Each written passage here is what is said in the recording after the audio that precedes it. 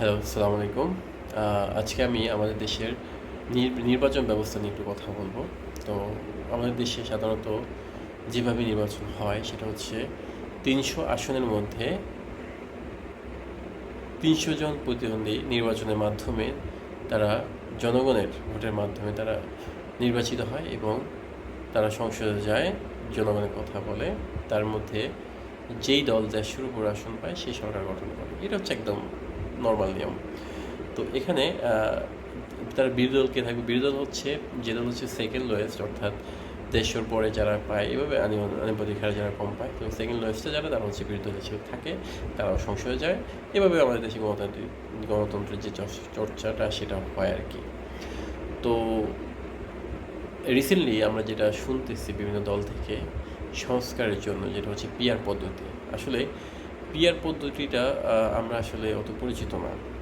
যেটা হচ্ছে আমরা খুব ম্যাক্সিমামই আমরা হচ্ছে পিআর পদ্ধতিটা হচ্ছে আমরা ম্যাক্সিমামই নতুনভাবে শুনেছি, এবং এটা এটা আমরা অভ্যস্ত না কখনো। তো এটা আসলে কি?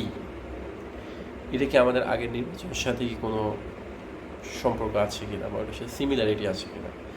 অ্যাকচুয়ালি না, সিমিলারিটি নেই। সেটা হচ্ছে কেমন, যে আমি যদি প্রথম থেকে বলা শুরু করি, পিআর পদ্ধতিটা হচ্ছে আপনার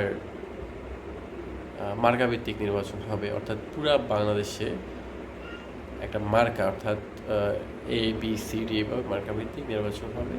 তার মধ্যে হচ্ছে রেশিও আকারে যে সবচেয়ে বেশি ভোট পাবে সে সরকার গঠন করবে, আর যে সেকেন্ড লোয়েস্ট হাইয়েস্ট ভোট পাবে সে হচ্ছে বিরোধী দল থাকবে। এখন এটা কীভাবে হবে? ধরেন বাংলাদেশের 4টা দল নির্বাচনে অংশগ্রহণ করেছে।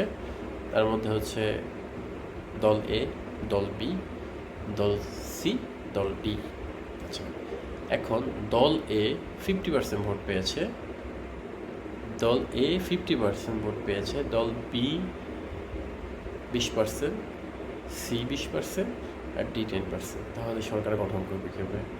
হ্যাঁ, সরকার গঠন করবে হচ্ছে দল এ। তারা হচ্ছে তাদের ওই দল তারা তারা হচ্ছে ওই 50%, মানে 50% ভোটের রেশিও অনুযায়ী তারা এমপি মনোনয়ন দিবে, এবং তারা ওইভাবে এমপিকে নির্বাচিত করবে তাদের দল থেকে, এবং তারাই হচ্ছে জনপ্রতিনিধি হিসাবে লিড দেবে।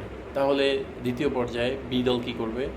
বি দল কী করবে? তারা হচ্ছে 20%, যেটা ওই 20% অনুযায়ী তারা কী করবে? তাদের দল থেকে এমপি মনোনয়ন করবে। থার্ড এবং ফোর্থ যায় তারাও সেম এভাবেই করবে।